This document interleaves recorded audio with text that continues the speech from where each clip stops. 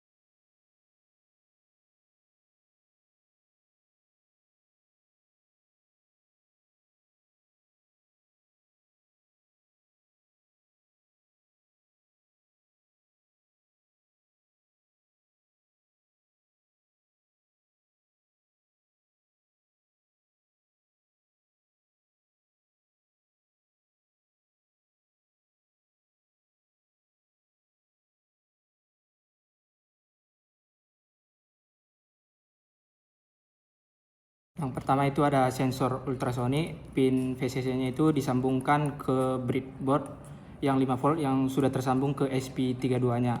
Untuk pin track-nya itu disambungkan ke pin D18 dari SP32-nya. Dan pin echo-nya disambungkan ke pin D5 dari SP32. Dan untuk ground-nya itu disambungkan ke breadboard yang sudah tersambung dengan SP32-nya. Kemudian ada sensor DHT11, VCC-nya itu disambungkan ke breadboard. Kemudian GND-nya disambungkan ke breadboard. Selanjutnya ada pin datanya disambungkan ke D4 dari SP32-nya. Selanjutnya kemudian ada aktuator yang namanya servo, yang kabel merah ini disambungkan. Selanjutnya ada servo, kabel merah ini adalah VCC-nya. VCC-nya ini disambungkan ke breadboard. Kemudian yang coklat ini adalah ground-nya, disambungkan ke ground. Selanjutnya ada BMP 280, pin in satunya dibuat ke pin D22 dari XP32-nya. Kemudian pin in 2-nya dibuat ke pin 25. Seterusnya pin in 3 dibuat ke pin D33 dari SP32. Untuk pin 4-nya dibuat ke pin D3. Selanjutnya untuk VCC-nya dibuat ke 5 volt. Dan untuk ground-nya disambungkan juga ke ground. Di sini ada stepper pin. Untuk in satunya disambungkan ke pin D26 XP32. Untuk in 2-nya disambungkan ke pin D25 dari SP32. Untuk in 3-nya disambungkan ke pin D33. In 4-nya ke pin D32. Untuk VCC-nya disambungkan ke 5 volt. Dan untuk ground-nya disambungkan ke ground.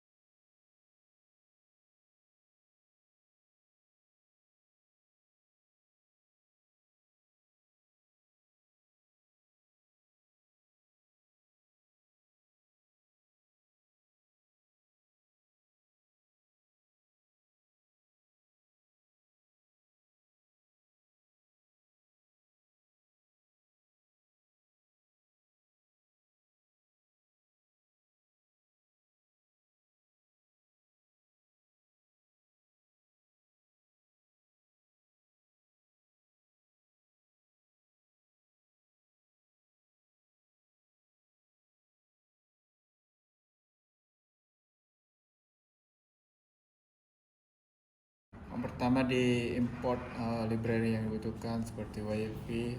Habis itu ada sub client untuk MQTT-nya, ISP untuk servo, sensor PMP, DHT, dan stepper. Kemudian kita perlu inisiasi untuk YFP dan MQTT konfigurasinya, kayak SSID, password, sama brokernya gitu, sama broker hostnya. Ini yang paling utama. Ini setiap IP dari laptop diganti, ini wajib kita ganti. Terus ada topik MQTT untuk komunikasi dari alatnya ke webnya. Setelah itu perlu inisiasi pin dari modul yang digunakan. Terus ada fungsi untuk koneksi, ada fungsi untuk publish status ke web, ada callback untuk MQTT, ada fungsi reconnect MQTT jika MQTT-nya gagal untuk menghubungkan. Kemudian ada fungsi untuk nge-publish data sensor ke web, dan data-datanya itu dibuat dalam JSON. Kemudian ada fungsi untuk mengontrol kipas atau stepper dan logika pintu berdasarkan jadwal. Ini merupakan fungsi juga untuk kontrol pintu. Kemudian ada setup, loop, dah itu aja. Kemudian yang perlu dilakukan selanjutnya itu setelah program ditempelkan atau dibuat, hal selanjutnya yang dilakukan adalah upload. Udah.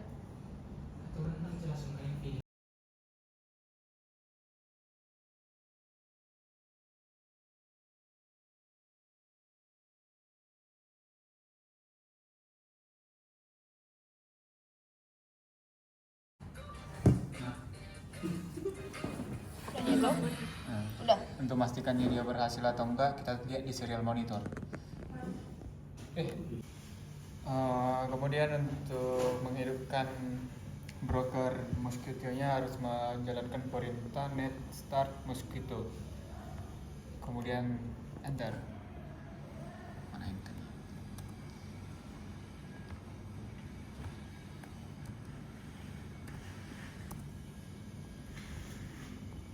Setelah itu untuk memastikan dia terkoneksi pada serial monitor,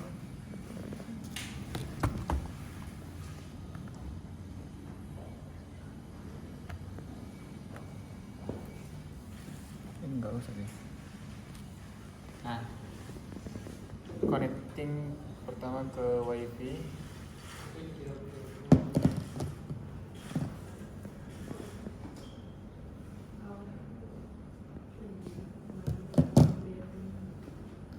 Udah pakai WiFi.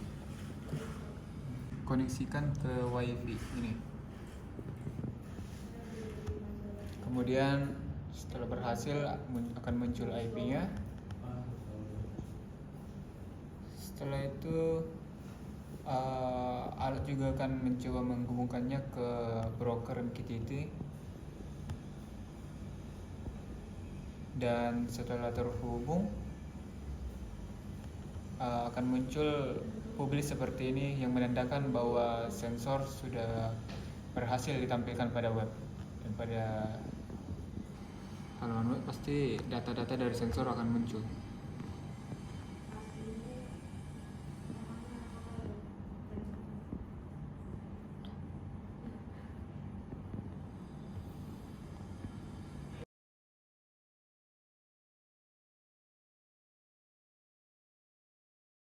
Kemudian di sini ada untuk program webnya, di mana kita menggunakan Bootstrap untuk styling.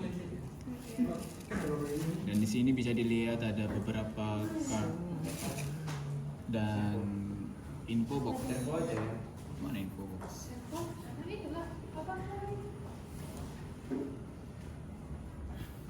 Nah ini info box. Kalau saya dia cuma 90 derajat. Kemudian di sini ada beberapa fungsi dari penggunaan MQTT-nya, di mana seperti di sini terdapat IP yang digunakan, dan ini harus sama dengan di ESP32 dan broker. Kemudian ada juga di sini untuk topik MQTT-nya, dan ini logika untuk grafik atau card-nya.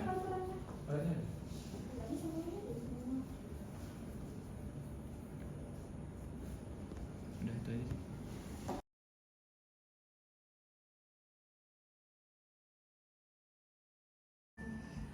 Pada halaman web terdapat sebuah card yang berisi temperatur, humidity, pressure, height, kemudian jarak dari ultrasonik, dan status dari pintu dan kipas. Kemudian terdapat juga 4 grafik, yang dimana 2 grafik itu bar chart. Yang pertama itu untuk temperatur, yang kedua untuk humidity. Kemudian untuk chart yang kedua itu adalah line chart, yaitu yang pertama ada pressure dan yang kedua itu ada height. Dan pada web juga terdapat ada kontrol manual, di mana yaitu ada kontrol untuk pintu, kipas, dan juga untuk penjadwalan pada ultrasonik.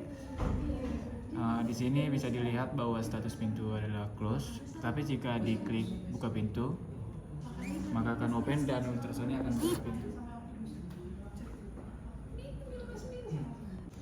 Kemudian ada penjadwalan harian, di mana jika waktu ditentukan misal di pukul 2 siang hingga 5 sore, kemudian disimpan, maka ketika ultrasonik mendeteksi objek dalam rentang kurang dari 10 cm, maka status pintu akan open dan servo akan membuka pintu.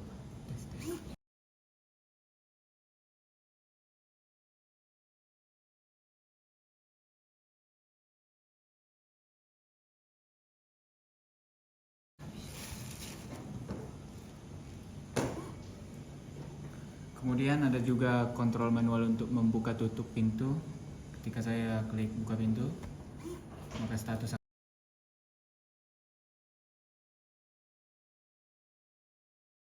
akan open dan servo akan membuka pintu, dan ketika diklik tutup pintu maka door status akan close dan servo akan tutup kembali.